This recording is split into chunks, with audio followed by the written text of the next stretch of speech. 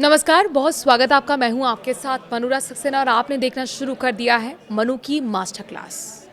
भारत की दहलीज पर एक और संकट, समुद्र से निकल आ रही डायन। कैसे आप पर है दोहरी मार का खतरा, आपको बताएंगे इस वीडियो में। प्रशांत महासागर में मजबूत हो रहे अल नीनो से भारत की खाद्य अर्थव्यवस्था के सामने एक नया खतरा पैदा हो गया है। अगर इसका असर देश के अलग अलग हिस्सों में ज़्यादा बढ़ता है तो फसलों का उत्पादन कम हो सकता है, बाजार में अनाज और दूसरी कृषि उपज की कमी हो सकती है। इसके साथ ही खाने पीने की चीज़ें के दाम बढ़ सकते हैं। भारत में चीनी महंगी हुई है, बाजार में सब्जियों के दाम में भी आग लगी हुई है। जनता पर महंगाई की मार पड़ने लगी है। अब सवाल है कि आखिर अचानक ये हो क्यों रहा है, तो इसका जवाब है अल नीनो। जी हाँ, प्रशांत महासागर में अल नीनो का असर बढ़ रहा है। पैसिफिक ओशन में मजबूत होता अल नीनो भारत की फूड इकोनॉमी के लिए एक नया खतरा बनकर उभर रहा है।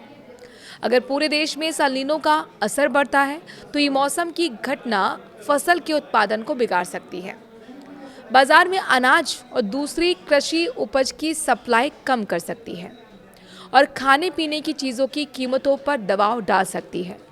ये खतरा ऐसे समय में सामने आया है जब इंडिया रेटिंग्स एंड रिसर्च ने पहले ही चेतावनी दी है कि खाने पीने की चीज़ें और ईंधन की महंगाई वित्त वर्ष 2026-27 में भारत की आर्थिक विकास दर पर असर डाल सकती है।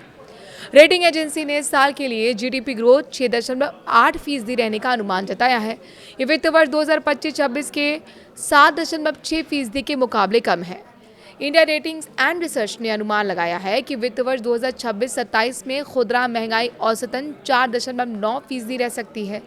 पिछले वित्त वर्ष में ये सिर्फ 2% थी। एजेंसी ने खास तौर पर अल नीनो की वजह से खाने पीने की चीज़ों की महंगाई बढ़ने के खतरे का जिक्र किया है, जो ग्रोथ को रोक सकता है। हालांकि खेती बाड़ी के मामले में अभी स्थिति उतनी चिंताजनक नहीं है। कृषि मंत्री शिवराज सिंह चौहान ने 18 अगस्त को कहा था कि इस साल की खरीफ फसल पर अल नीनो का बड़ा असर पड़ने की संभावना कम है। हालांकि कुछ इलाकों में स्थानीय स्तर पर फसलों को नुकसान हो सकता है। चौहान ने कहा कि कुछ जगहों को छोड़कर अल नीनो का कोई बड़ा असर दिखाई नहीं दे रहा है। कुल मिलाकर स्थिति अच्छी बनी हुई है। उन्होंने ये भी कहा कि देश के ज़्यादातर हिस्सों में बारिश फसलों की पानी की ज़रूरत पूरी करने के लिए पर्याप्त रही है। अल नीनो प्रशांत महासागर के हिस्से में समुद्र के पानी के असामान्य रूप से गर्म होने की एक प्राकृतिक घटना है। इससे दुनिया के कई हिस्सों में हवा के बहाव, बारिश और तापमान पर असर पड़ता है। भारत के लिए इसका सबसे बड़ा असर मानसून और खेती पर पड़ता है। कमज़ोर या फिर असामान्य मानसून उन फसलों की पैदावार कम कर सकता है जो बारिश पर बहुत ज़्यादा निर्भर करती हैं, खासकर उन इलाकों में जहां सिंचाई की भरोसेमंद सुविधा नहीं है।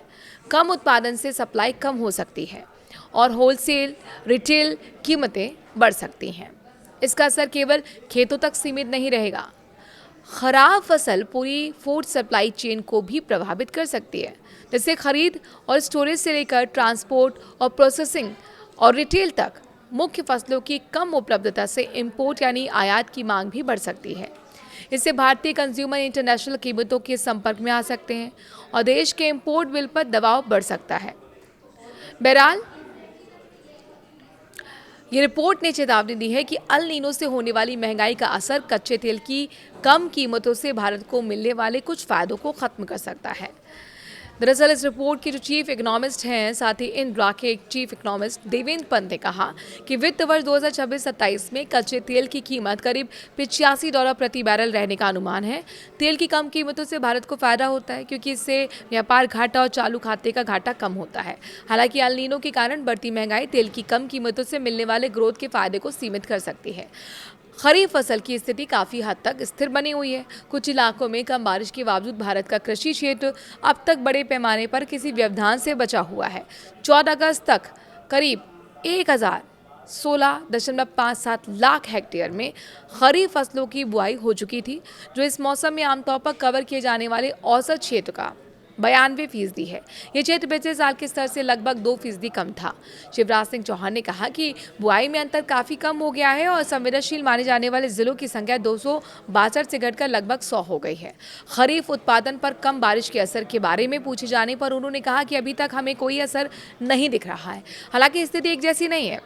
कर्नाटक और तेलंगाना में पानी की कमी का सामना करना पड़ रहा है, जबकि पूर्वी और पूर्वोत्तर और दक्षिणी क्षेत्रों में कुछ हिस्सों में वहां बारिश की कमी अधिक रही है। भारत मौसम विज्ञान विभाग के आंकड़ों से पता चलता है कि 12 अगस्त तक कुल मानसून की कमी 12% थी। ये कमी पूर्वी और पूर्वोत्तर भारत में 26%, दक्षिण प्रायद्वीप में 19% और उत्तर पश्चिम भारत में 11% थी। हालांकि क्षेत्रीय अंतर मायने रखता है, क्योंकि अल नीनो का असर एक जैसा नहीं होता है। देश के कुछ हिस्सों में कम बारिश हो सकती है, जबकि अन्य हिस्सों में सामान्य और बहुत ज़्यादा बारिश हो सकती है। अल नीनो की घटना शुरू होने के बाद दुनिया के तापमान पर इसका असर साफ तौर पर दिखाई भी दे रहा है। क्लाइमेट साइंटिस्ट जैक और एंड्रयू डसलर का अनुमान है कि मौजूदा अल नीनो की वजह से 2027 में ग्लोबल वार्मिंग के मौजूद ट्रेंड में लगभग 0.3 डिग्री सेल्सियस की बढ़ोतरी हो सकती है। उनके हिसाब से ग्लोबल तापमान प्री इंडस्ट्रियल लेवल से लगभग 1.76 डिग्री सेल्सियस ज़्यादा हो सकता है, और यह अनुमान सही साबित होता है तो 2027 तक अब तक सबसे गर्म यही साल रहेगा। अब सालाना रिकॉर्ड 2024 के नाम है। AFP के मुताबिक टेक्सास A&M यूनिवर्सिटी के प्रोफेसर डेसलर ने तापमान में होने वाले इस संभावित बढ़ोतरी को भविष्य की एक झलक बताया है।